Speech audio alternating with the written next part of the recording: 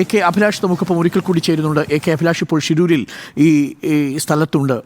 AK Abhilash, ഇപ്പോൾ കരയിൽ നിന്ന് നോക്കുമ്പോൾ ഗംഗാവലിപ്പുഴ ശാന്തമായി ഒഴുകുന്നു. എല്ലാ ചോദ്യങ്ങൾക്കും ഉത്തരം നൽകി. ഇനി ലോകേഷിൻ്റെയും ജഗന്നാഥിൻ്റെയും കാര്യത്തിൽ മാത്രമാണ് പുഴ ഉത്തരം നൽകാതെ ആ ചോദ്യം ഒളിച്ചു പിടിച്ചിരിക്കുന്നത്. പുഴ ഒഴുകുന്നു, രാത്രിയാണ്, അന്തരീക്ഷം കനത്ത മഴയുണ്ടെന്ന് തോന്നുന്നു. കാർവാറിൽ നല്ല മഴ രേഖപ്പെടുത്തിയിട്ടുണ്ട്. കാലാവസ്ഥ വീണ്ടും പഴയ രീതിയിലേക്ക് മടങ്ങിയിരിക്കുന്നു അല്ലേ?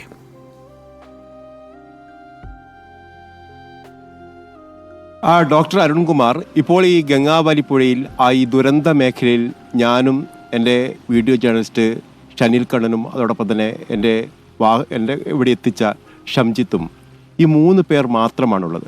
എൻ്റെ പിന്നിൽ ദൃശ്യങ്ങളിൽ നിന്ന് കാണാൻ കഴിയുമെന്ന് തോന്നുന്നു അർജുൻ ഓടിച്ച ആ ട്രക്കുമുണ്ട്. അത്രയും വിജനമായ ഒരു സ്ഥലമാണ് ഇപ്പോൾ ഇത്.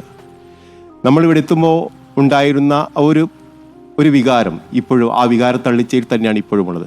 ഇതിൽ ഏറ്റവും പ്രധാനപ്പെട്ട ഒരു കാര്യം, ഈശ്വർ മാൽപ്പ അവസാനമായി ഇവിടുന്ന് നമ്മളോട് യാത്ര പറഞ്ഞു പോകുമ്പോൾ എന്നെ കെട്ടിപ്പിടിച്ച് കരഞ്ഞു. എനിക്ക് എൻ്റെ മക്കളുണ്ട്, 2 മക്കളുണ്ട്. അവരെ കാര്യം നോക്കാതെയാണ് ഞാൻ വന്നിരിക്കുന്നത്. മറ്റൊന്നും ഒരു പ്രശസ്തിയും പണവും മോഹിച്ചല്ല ഞാനിവിടെ വന്നിരിക്കുന്നതെന്ന് എനിക്ക് ആ ബൈറ്റ് തന്നതിന് ശേഷമാണ് അദ്ദേഹം മടങ്ങുന്നത്. അതൊരു വളരെ ദുഃഖകരമായ ഒരു കാര്യമാണ്.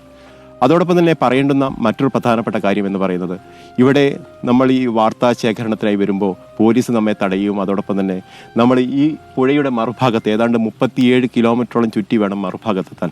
ആ മറുഭാഗത്തെ കുന്നിൻ മുകളിൽ കാട്ടിൻ്റെ ഉള്ളിൽ പോയി ഇരുന്നപ്പോൾ അവിടുന്ന് ദൃശ്യങ്ങൾ ശേഖരിക്കുന്ന ആ സമയത്ത് നമ്മെ തേടി അവിടെ പോലീസ് എത്തുകയും നമ്മളെ കസ്റ്റഡിയിലെടുത്ത് കൊണ്ടുപോവുകയും ചെയ്തിട്ടുണ്ട്.